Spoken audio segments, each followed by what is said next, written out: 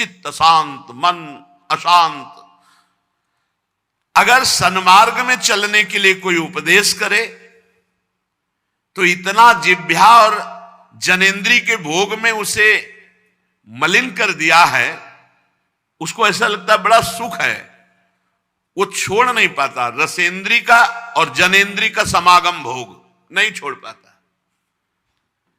इस अवस्था में सतमार्ग में जो प्रेरणा देते हैं उनका साथ छोड़कर ये अनुगमन उन्हीं लोगों का करता है जिसके कारण इसको नरक मिले, दुष्ट लोगों का संग।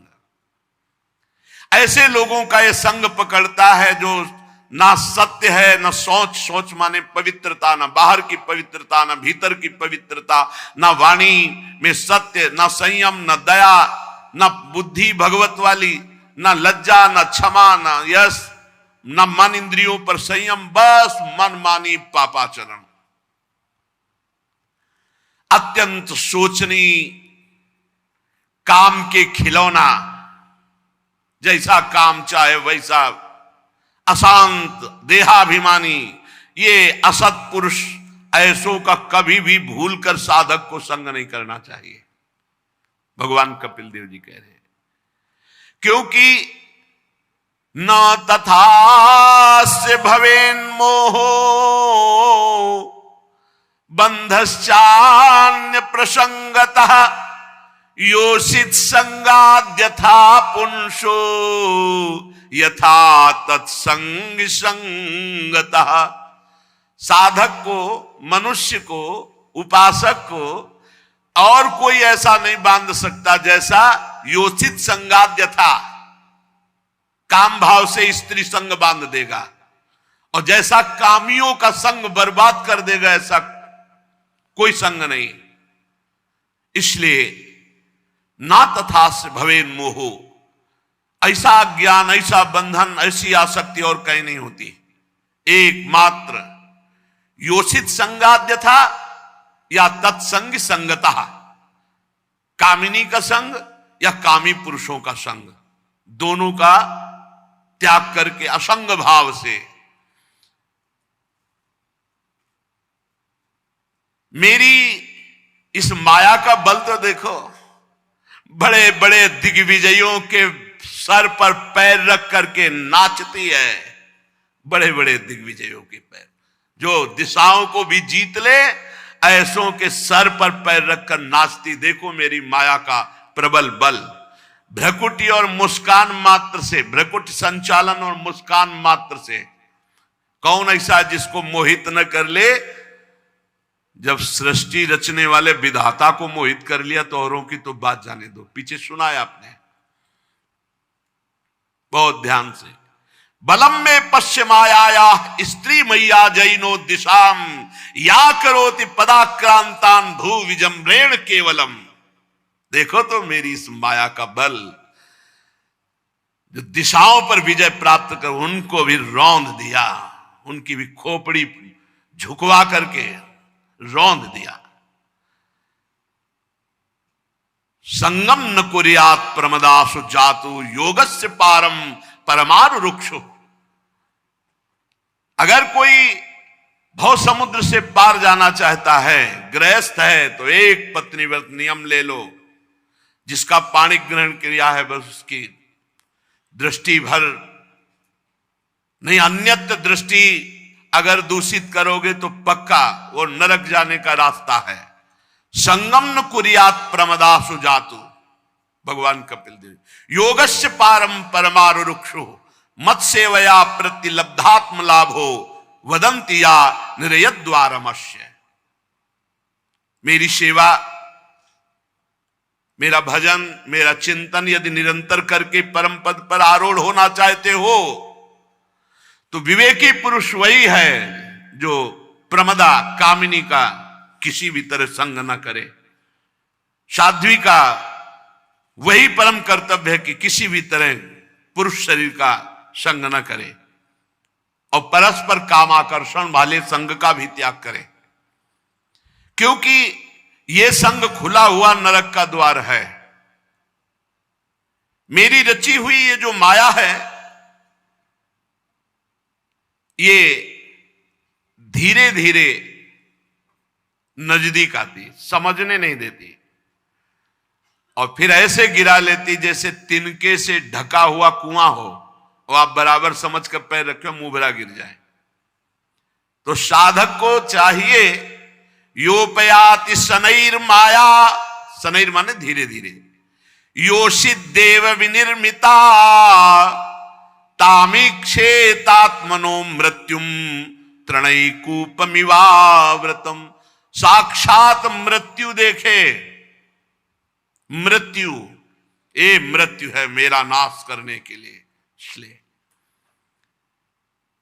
योषित देव विनिर्मिता, देवताओं के द्वारा प्रेरित होकर के हमारे परम पद को छुटाने के लिए, भ्रष्ट करने के लिए माया आई है।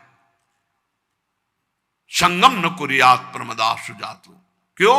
योपयाति शनैर माया योषित देव विनिर्मिता तामीक्षेतात्मनो मृत्युम तृणै कूपमिवाव्रतम।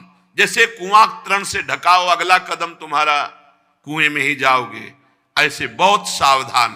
भगवान कपिल देव जी महाराज कह रहे, या मन्यते पतिम मोहान मनमाया मृषभायति, स्त्री त्वं स्त्री संगतः प्राप्तो वित्तापत्य गृह प्रदम।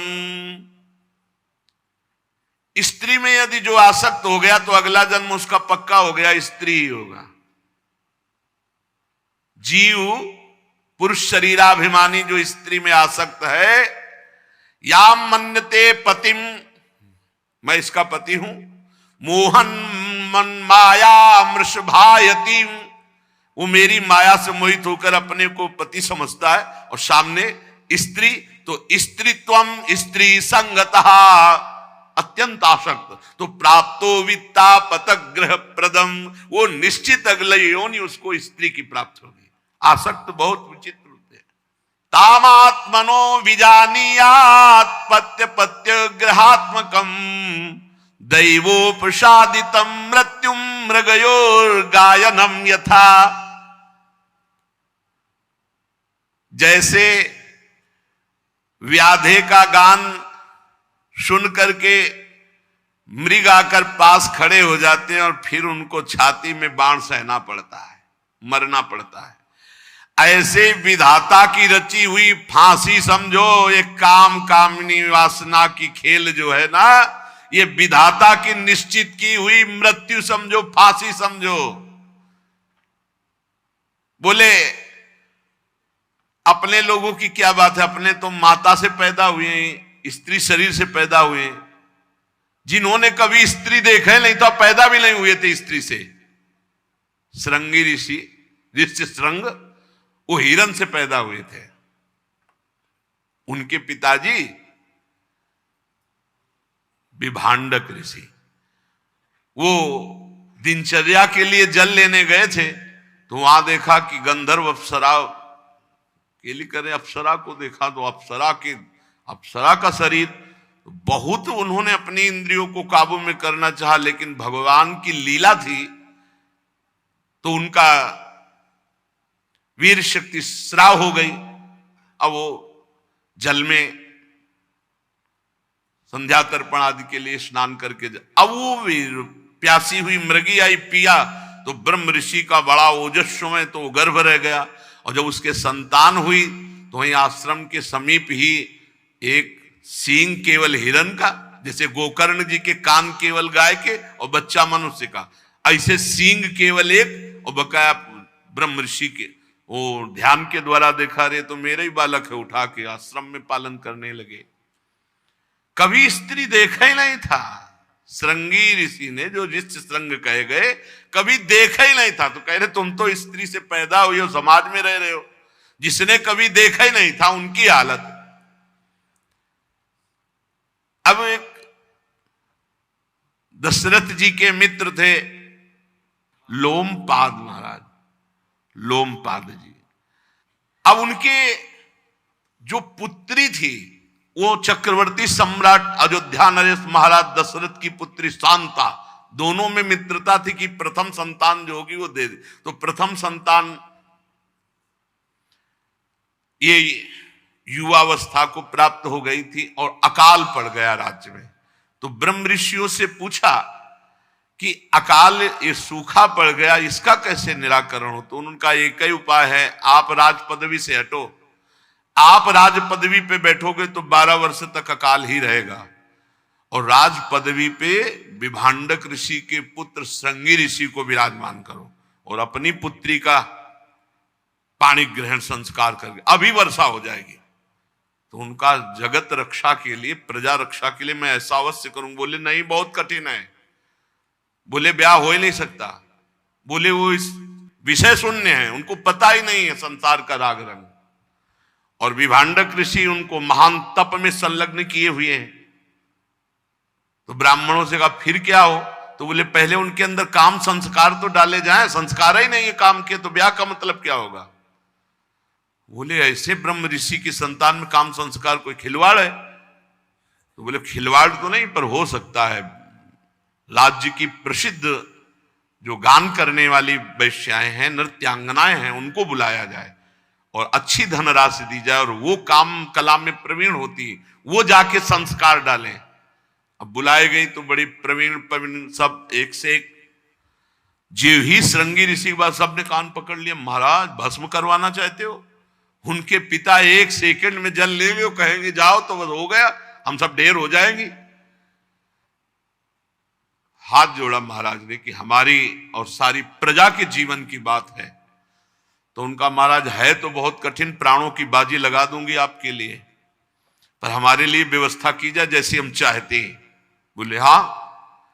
बोले 1 योजन मतलब 4 कोस की नाव और उसमें पूरा आश्रम का निर्माण, ऐसा न दिखाई दे कि नाव चल रही है, और पूरा आश्रम, और उसमें 50 नवयुवतियां और सब कलाओं में प्रवीण, सुंदर एकदम ऐसे। और जो वयोवृद्धा प्लान बनाई थी उसकी जो पुत्री थी बड़ी प्रवीण थी।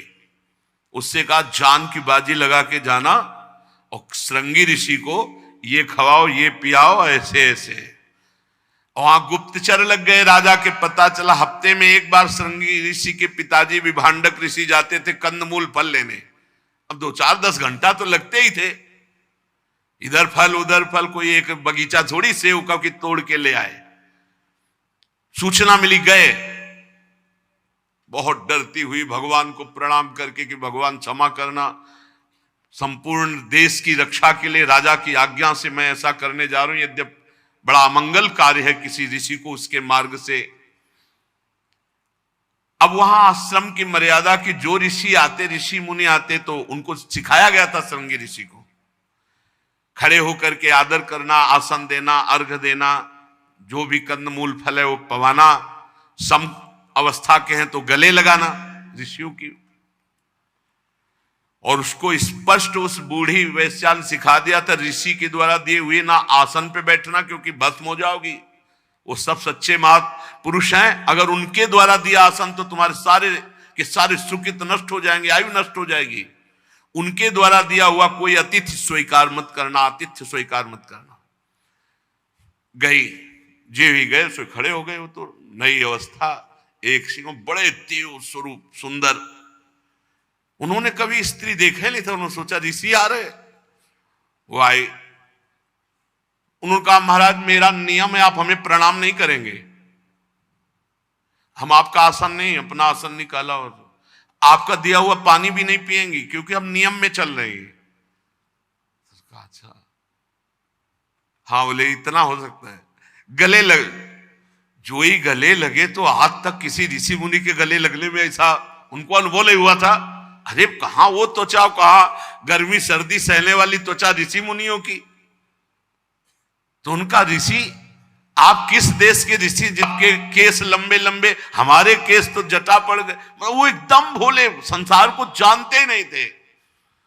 तो उनका हम थोड़ी दूर चलना पड़ता है, हमारा एक नगर है जिसमें हम जैसे बहुत से ऋषि मुनि हैं, तो उनका हम एक पेय बना के पीते हैं, इसलिए इतने सुंदर हैं। उनको पिलाओ, पिलाया, खवाया, अच्छे अच्छे फलों का जूस, आसो खूब।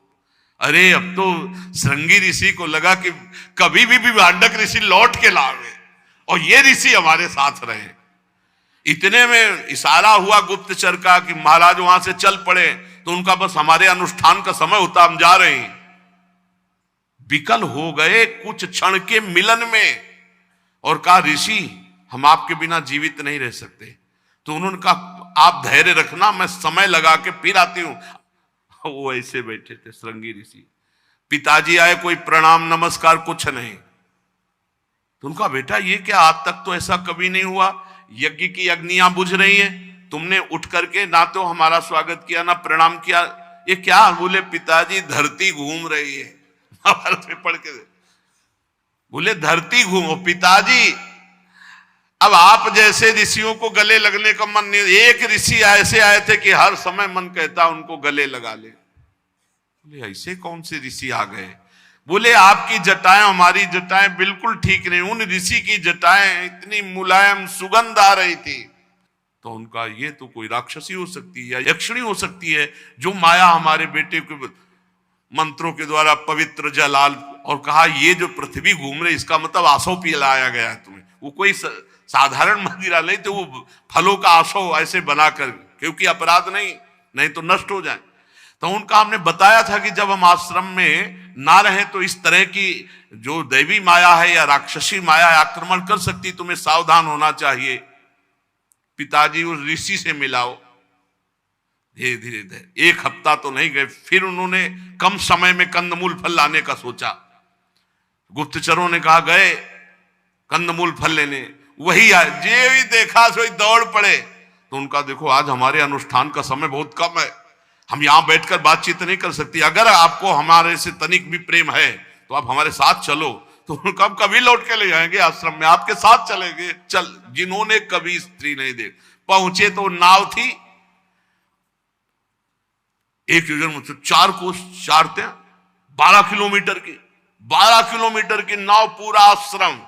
और देखा तो एक से एक सुंदरिया नव युवती। बोले ये ऋषि यहां, बोले अब हमको अपने आश्रम कभी ले जाना, हमें जिंदगी भर आपके आश्रम में रहना है। नाव चल पड़ी, फिर ले गए और महलों में उनको फिर शांता जी के साथ पाणी ग्रहण हुआ सिंहासन पर। तो यहां कह रहे हैं कि जो मृगी से प्रकट हुए कभी देखा नहीं, इसलिए देहेन जीव भूतेन लोकालोक मनुब्रजन भुंजानेव कर्माणि करोत्य विरतम पुमान। जीव को चाहिए कि ये जो मानव देह मिला इसको नष्ट न करे, इसको बहुत बड़ी बात है। ये केवल लिखा पढ़ी की नहीं, हर समय दिमाग में छा जाए तो अभी आपको अनुभव में आने लगेगा कि हम कितना बड़ा घाटा कर रहे हैं जो अपने समय को भगवान से विमुख व्यतीत कर रहे हैं। ये जीव ऐसा फंस जाता है, फिर ऐसे कर्म करता है, प्रारब्ध कर्म वो बन करके फिर नए देह की प्राप्ति, फिर वहां भोगना, ये बार बार माता जी चलता रहता है जब तक मोक्ष नहीं होता। इसलिए चाहिए कि मानव शरीर से संत महापुरुषों का संग करके ऐसा ज्ञान प्राप्त कर ले, ऐसा भजन कर ले कि वो इसी जन्म में स्थूल सूक्ष्म कारण तीनों शरीरों से राग रहित होकर भगवत प्राप्त हो जाए। तस्मान कार्या संत्रासो न कार्पण्यम न संभ्रमः बुद्ध्वा जीव गतिम धीरो मुक्त संगश्चरे दिह। उपासक को चाहिए कि ये सब सुनकर भयभीत ना हो जाए, कमजोरी ना आने पावे। भय मत करो, भगवान हजारों जन्मों की सेकंड में बिगड़ी बना देने वाले हैं। भरोसा रखो और अपने स्वरूप का थोड़ा तो ज्ञान रखो। तुम अविनाशी हो, निर्लेप हो, निर्विकार हो, तुम्हें कोई कभी गंदा कर ही नहीं सकता। तुमने गंदगी बटोर रखी, बस उसे छोड़ना है। धैर्य पूर्वक नाम जप करते हुए निसंग भावना से इस माया चक्र को तोड़ना है, जन्म मरण के चक्र को। शरीर जिसने धरोहर की तरह रखा, कबीरदास जी महाराज कहे, चदरिया जैसी की तैसी धर दीनी, झीनी रे झीनी। प्रभु जैसा शरीर दिया था इसे अपवित्र नहीं किया, वैसे ही वापस कर रहे हैं। जैसी बुद्धि दी थी कभी से फंसने नहीं दिया, वैसे ही भीष्म जी कह रहे हैं प्रभु श्री कृष्ण से अंतिम समय मेरी बुद्धि रूपी कुंवारी कन्या का श्री कृष्ण वरण करो। आज तक बुद्धि ने किसी का वरण नहीं किया। इस शरीर को धरोहर की भांति रख करके जितने दिन जीना है खूब नाम जप करो, धर्म पूर्वक आचरण करो, दूसरों को सुख पहुंचाओ और वो सब भगवान को अर्पित कर दो, उसका फल हो जाएगा भगवत प्राप्ति।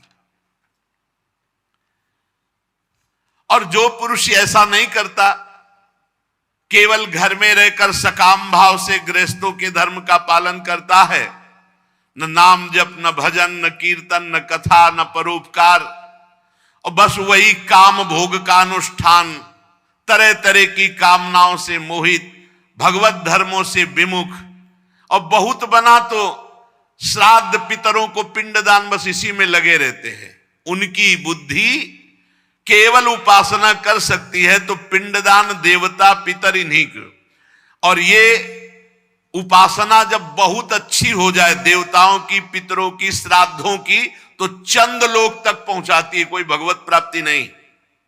चंद लोक से पुण्य क्षीण होकर फिर यही मृत्यु लोक में आना पड़ता है। जिस समय प्रलयकालीन भीषण शेष जी के फणों से जहरीली आग निकलती है तो ब्रह्मलोक तक सब भस्म हो जाता है, औरों की तो बात क्या, ये चंद्रलोक आदि क्या।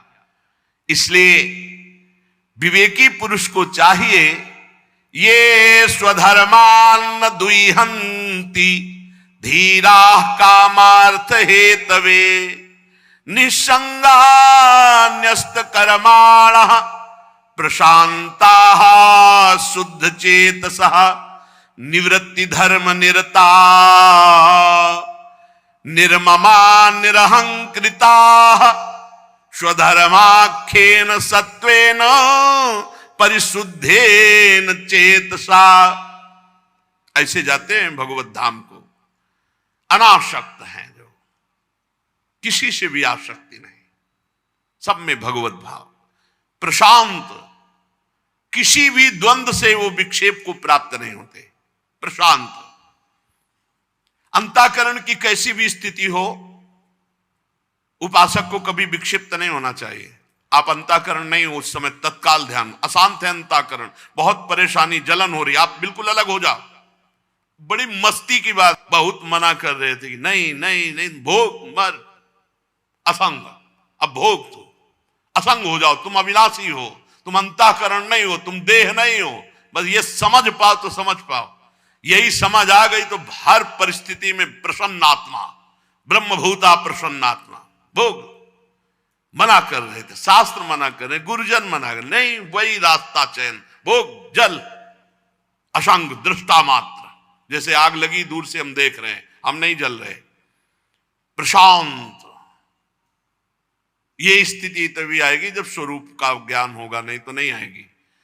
मान होने में हर्ष होगा, अपमान होने में शोक होगा, निंदा में शोक होगा, स्तुति में हर्ष होगा, ये द्वंद्व बने ही रहेंगे। द्वंद्वातीत आपका स्वरूप है, अंतःकरण द्वंद्वातीत नहीं है।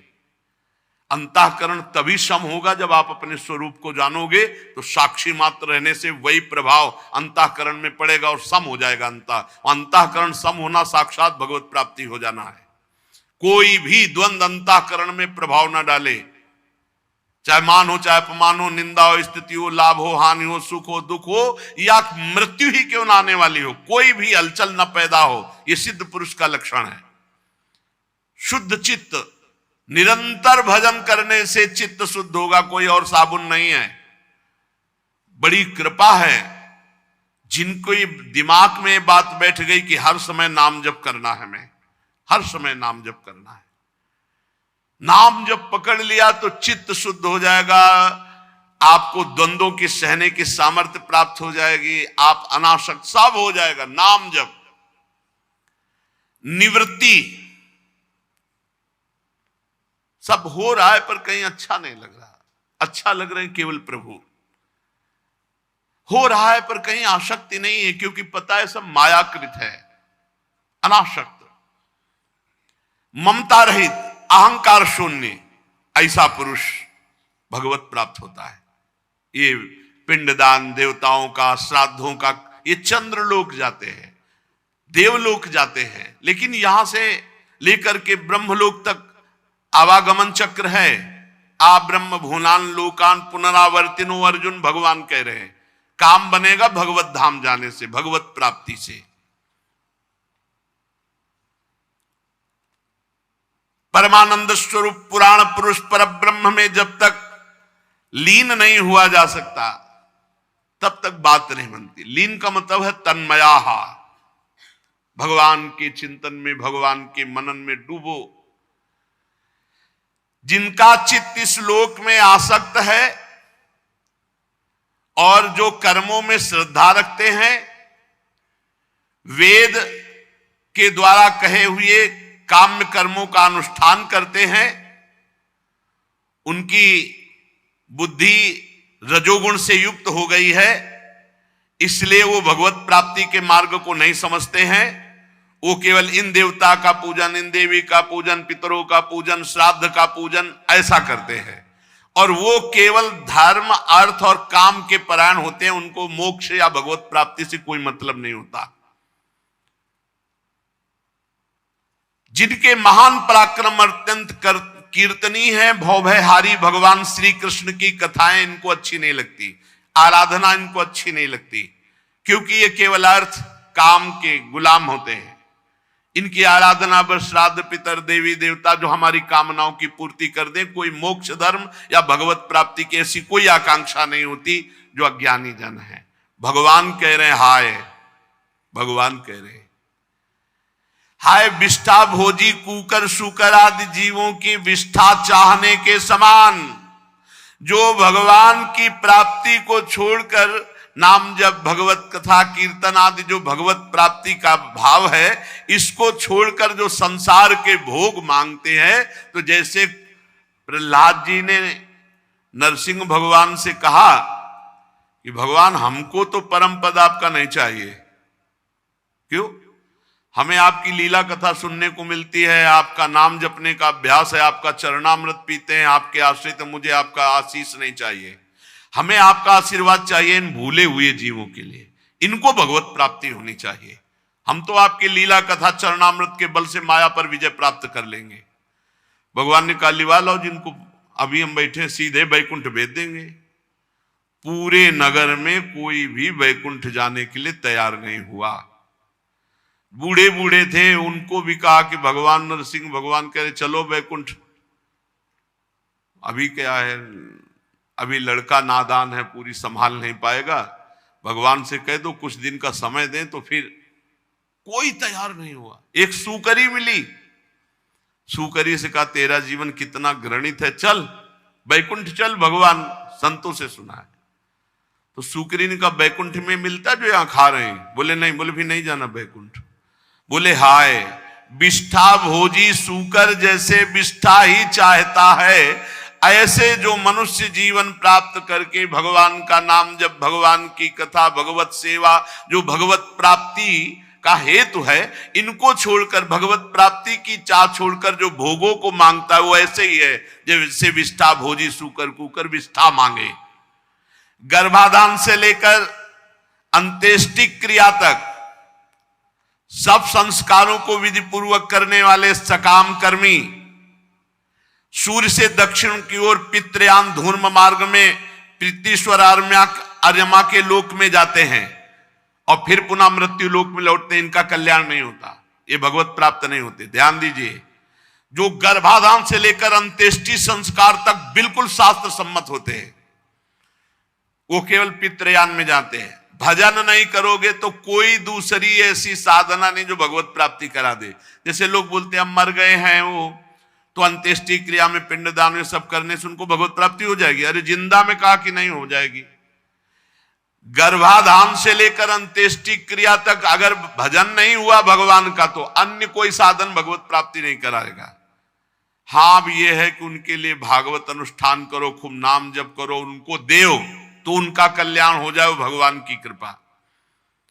पितृलोक में जाते हैं, अपने पितरों के साथ क्षुद्र भोग भोगते हैं, जब पुण्य क्षीण होते हैं तो फिर आकर इसी मृत्यु लोक में गिरना पड़ता है। भगवान कह रहे हैं ततस्ते क्षीण सुकृता पुनर्लोकमिमं सति पतंति विवसा देवै सद्यो बिभ्रंसितोदया। गिरना पड़ता है, इसी लोक में विवश होकर जन्म लेना पड़ता है। इसलिए माताजी परम कल्याण के लिए, परम मंगल के लिए, परम सुख के लिए एकमात्र श्री भगवान के चरणों का भजन। तुम श्री भगवान के गुणों का आश्रय लो, भक्ति के द्वारा मन वाणी शरीर से भजन करो। भगवान श्री कृष्ण के प्रति किया हुआ थोड़ा सा भक्ति योग भी संसार से वैराग्य और ब्रह्म साक्षात्कार रूप ज्ञान की प्राप्ति करा देता है। इसलिए भगवत स्वरूप जब तक सारा संसार नहीं दिखाई देता तब तक सच्ची भक्ति का स्वरूप प्रकाशित नहीं हुआ। वासुदेवा सर्वम, सब मेरे प्रभु। खत्म खेल। सर्वत्र भगवान का दर्शन होने लगा तो जीते जी जीवन मुक्त हो गया।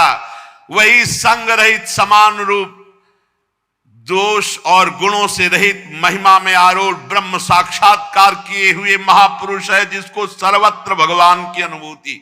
सर्वत्र ज्ञान मात्रम परम ब्रह्म परमात्मेश्वर पुमान दृश्यादि भी पृथक भावैर भगवाने कईयते। दृश्य अलग अलग है लेकिन दृश्य में भगवान एक है। सब जगह ये जो जानता है वही ज्ञान मात्रम परम ब्रह्म परमात्मेश्वर पुमान। ब्रह्म एक है, ज्ञान स्वरूप है। बाह्य वृत्तियों वाली इंद्रियों के द्वारा भ्रांतिवश अनेक अनेक रूप, अनेक अनेक पदार्थ दिखाई देते हैं, लेकिन सब में परमात्मा एक है।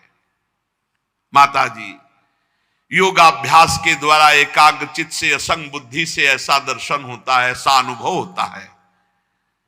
योगाभ्यास यही कि बार बार चित्तवृत्ति को हटाकर प्रभु में लगाना, एकाग्रता पूर्वक प्रभु का चिंतन करना, असंग, किसी से अपनापन न करना। माता जी, मैंने ब्रह्म साक्षात्कार का साधन रूप ज्ञान तुम्हें सुनाया। हे देवी, ज्ञान योग और मेरे योग, भक्ति योग, इन दोनों का फल एक ही भगवत प्राप्ति है। ज्ञान में आत्मस्वरूप का बोध होना, संसार से मुक्त हो जाना।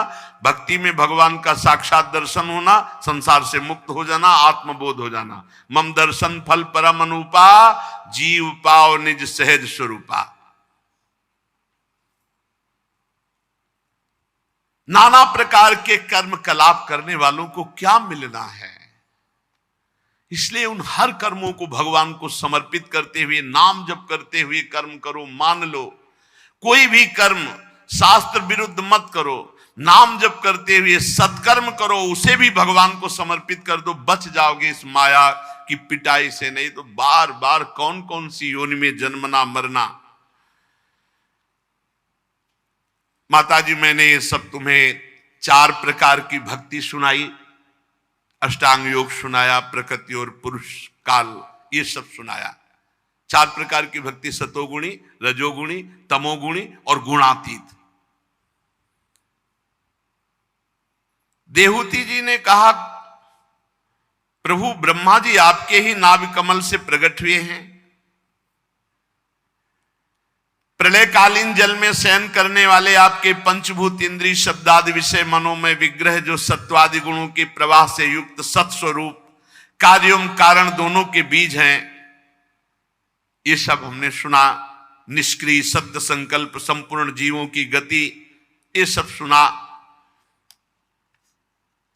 बड़ी विचित्र बात है प्रभु, ये सारा प्रपंच आप में है, फिर भी आपको भूला हुआ है। कैसे नाथ आप परम स्वतंत्र आनंदमय हो कि माया में बालक रूप धारण करके अपने चरण का अंगूठा चूसते हुए अकेले वटवृक्ष के पत्ते पर शयन करते हो, और उन परमात्मा को मैंने अपने गर्भ में धारण किया। विभो, आप पापियों का दमन करने वाले हो, अपने आज्ञाकारी भक्तों का अभ्युदय एवं कल्याण करने के लिए स्वेच्छा से धारण करते हैं। जैसे आपके और अवतार हुए, ऐसे आपका एक कपिल अवतार हुआ। ये केवल योग मार्ग, भक्ति मार्ग, ज्ञान मार्ग दिखाने के लिए हुआ। भगवान यन्नामधेय श्रवणानुकीर्तनात् यत्प्रवहणाद्यति स्मरणादपि क्वचित् स्वादोपि सद्यः सवनाय कल्पते कुतः पुनस्ते भगवन् दर्शनात्। अहो वत्सपचतो गरीयान् यज्जिह्वाग्रे वर्तते नाम तुभ्यं ते पुस्तपस्ते जुहुवु शश्नुरार्या ब्रह्मानो चूर्णाम गृणन्ति येते।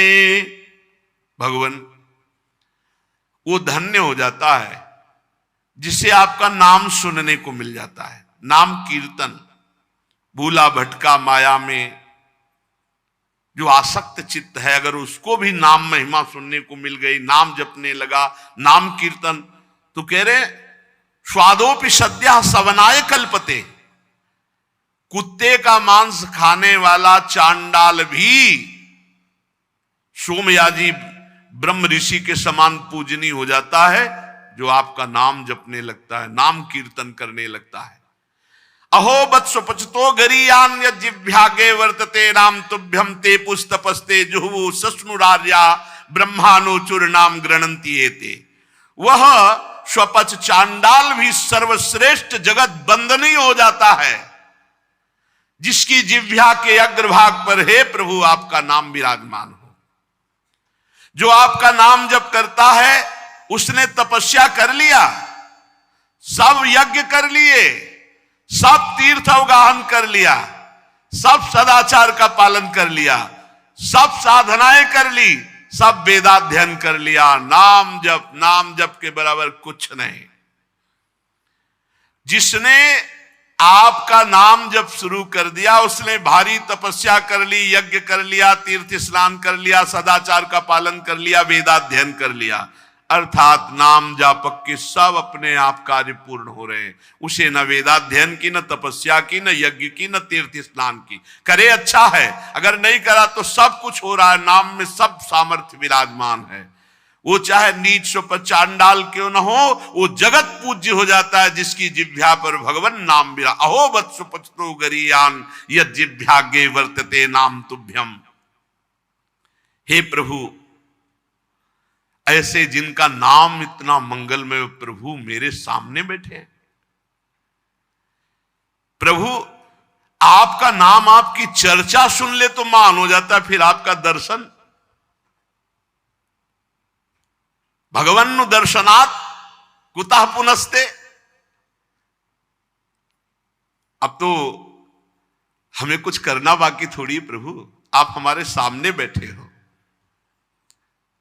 जिनके उदर में समस्त ब्रह्मांड विराजमान है वेद सहित, वो मेरे उदर में आकर के पुत्र रूप बोले, अब मुझे क्या है, मैं तो निहाल हो गई, कृतकृत्य हो गई।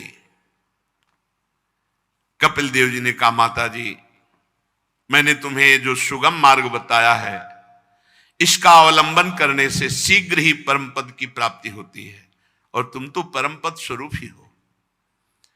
तुम मेरे इस मत में विश्वास करो।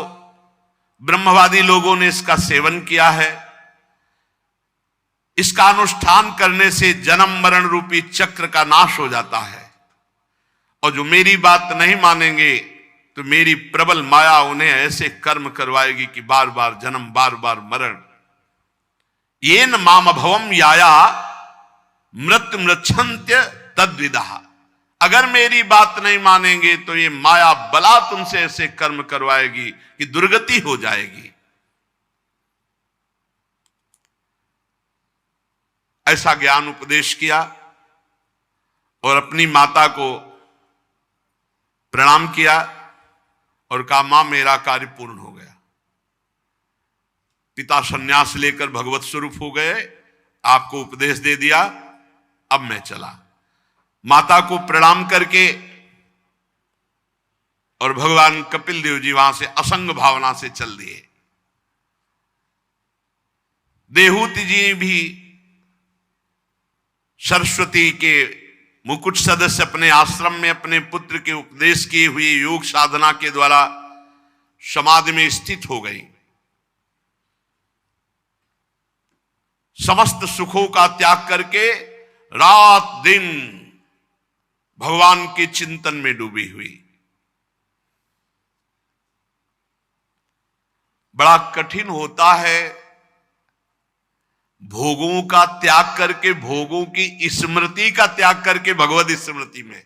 देवहूति जी को जो भोग प्राप्त हुए वो देवराज इंद्र को भी नहीं प्राप्त हुए।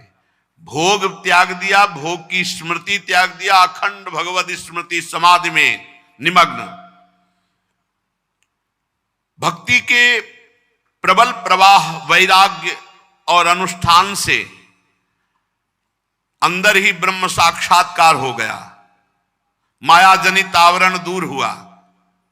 स्थिति श्री भगवान में, आनंद परमानंद। अब निरंतर समाधि की स्थिति में संसार का सत्यत्व भाव भी गया और शरीर भी स्वप्न की तरह भासने लगा। ना कोई मानसिक क्लेश, ना कोई शारीरिक क्लेश। बाल बिखरे हुए स्थिति समाधि में। अब केवल शरीर प्रारब्ध का पोषण हो रहा है शरीर के द्वारा। जैसा प्रारब्ध है वैसा शरीर का पोषण, शरीर से बिल्कुल निरपेक्ष। और उन्होंने सदा सदा के लिए श्री भगवान को देवहूति जी ने प्राप्त कर लिया। जिस स्थान पर देवहूति जी को ब्रह्मबोध हुआ, सिद्धावस्था प्राप्त हुई, उसे सिद्ध पद नाम से कहा गया है। देवहूति जी का शरीर एक नदी के रूप में परिणित हो गया, जो सिद्धगण से सेवित सब प्रकार की सिद्धि देने वाली है। जल रूप होकर के प्रवाहित हो गया देवहूति जी का शरीर, और वो ब्रह्म में लीन हो गई। महायोगी भगवान कपिल देव जी ईशान कोण में ही वहां ध्यानस्थ होकर देखा माता परम पद में, पिता परम पद में, तो आप भी समाधि में।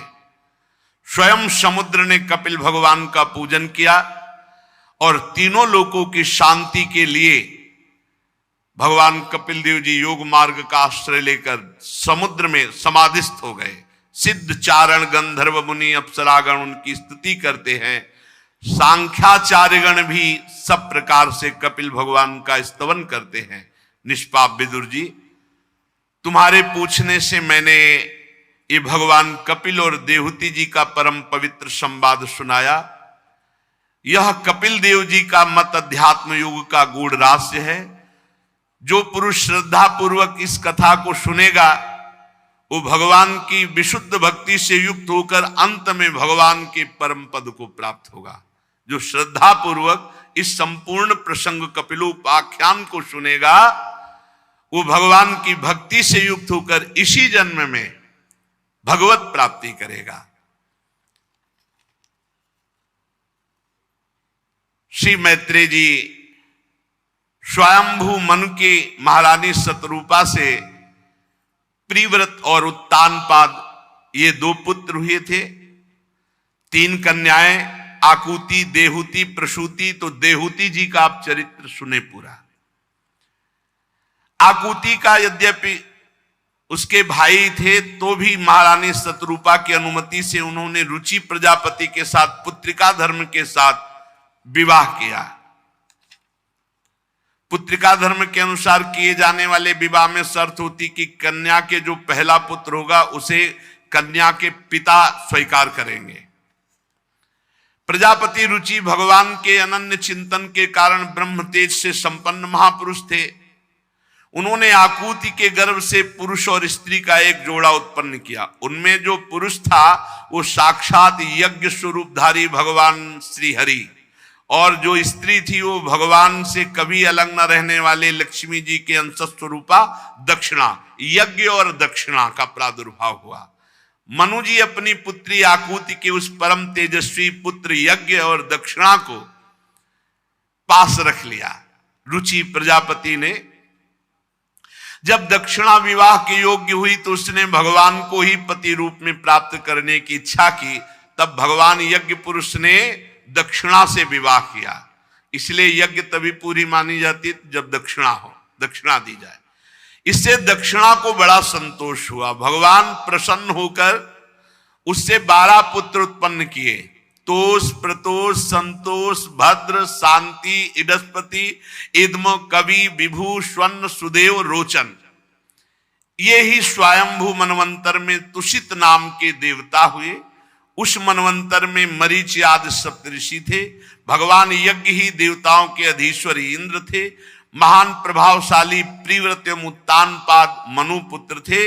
वह मनवंतर उन्हीं दोनों के बेटों, पोतों और दौहित्रों के वंश से छा गया।